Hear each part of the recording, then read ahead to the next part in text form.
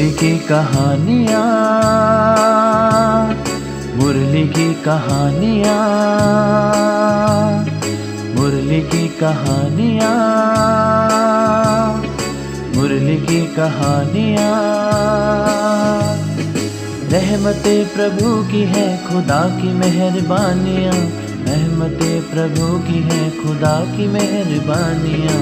मुरली की कहानियाँ, मुरली की कहानियाँ।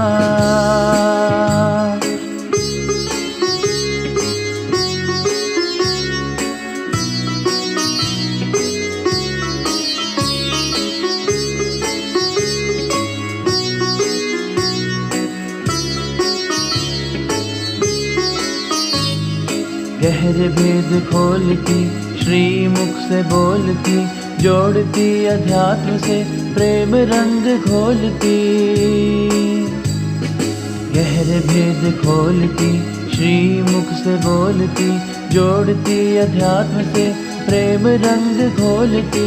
सद्गुणों की कहानियाँ, ये मुरली की कहानियाँ, मुरली की कहानियाँ, मुरली की कहानियाँ, मुरली की कहानियाँ, मुरली की कहानियाँ।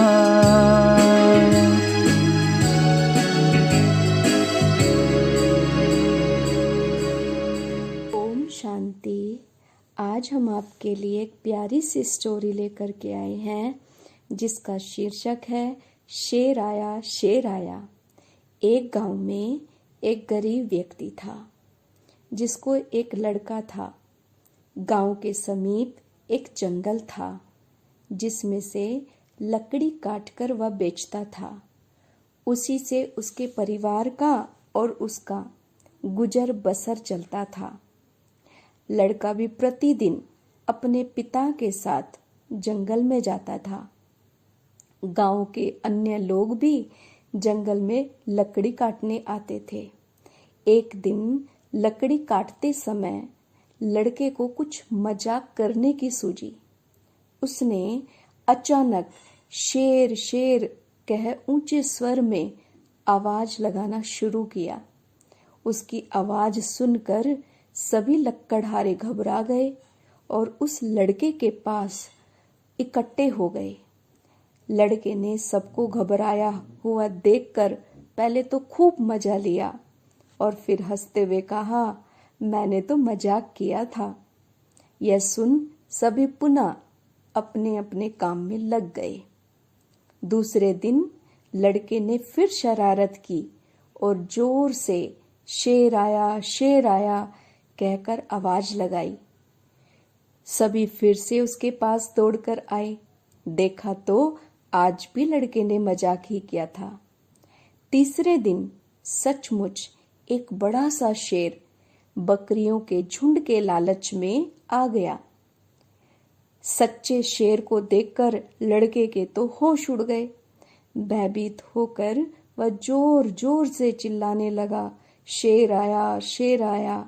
इस बार किसी ने भी उसकी पुकार पर विश्वास नहीं किया।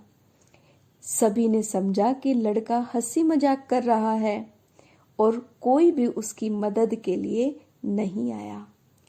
जब उन्हें पता चला कि आज सचमुच शेर आया है तो वे सभी दौड़कर लड़के के पास पहुंचे। अब तो बहुत देर हो चुकी थी। लड़का बुरी तरह से घायल हो चुका था। ओम शांति। ओम शांति। आपने कहानी सुनी, शेर आया। बच्चे ने शोर मचाया और शेर नहीं आया। तो ऐसे सुनते हुए सब निश्चिंत हो गए, अलबेले हो गए कि शेर तो आता ही नहीं है। और अचानक से ही शेर आ गया और खा गया। तो इस कहानी को बाबा इस प्रकार से समझाते हैं कि बच्चे, विनाश का समय नज़दीक है, समय बहुत कम है, परिवर्तन की वेला चल रही है, सृष्टि का परिवर्तन होना ही है। तो अभी बाबा हमको डायरेक्शन देते हैं कि बच्चे ये समय बहुत ही वैल्यूबल है, जो पुरुषार्थ करना है कर लो, अब नहीं करेंगे तो फिर कर नहीं सकेंगे, समय निकल जाएगा, ये समय ही वैल्यू रखता है। सतयुगी राजधानी तो स्थापन हो ही रही है और सतयुगी राजधानी में ऊंच पद पाना है तो अपने समय को व्यर्थ ना गवाकर परमपिता परमात्मा की दिए हुए डायरेक्शन पर अटेंशन दे करके अगर चलेंगे तो हम कभी भी धोखा नहीं खाएंगे। तो इसलिए अब परमात्मा बार बार कह रहे हैं तो अलबेले नहीं होना है। फिर भी बच्चे अलबेले हो जाते हैं तो अचानक ही विनाश हो जाता है और ज्ञान योग से वंचित रह जाते हैं। ज्ञान योग की शक्ति से वंचित रहने के कारण फिर पश्चाताप होता है कि हमने पहचाना नहीं, हम कर नहीं पाए, समय निकल गया। तो अब भी समय है, हम देख रहे हैं नाजुक समय चल रहा है, परिस्थितियाँ कैसी कैसी आ रही है, चारों तरफ समय हमें नए नए नज़ारे दिखाता जा रहा है, तीव्र गति का परिवर्तन हो ही रहा है।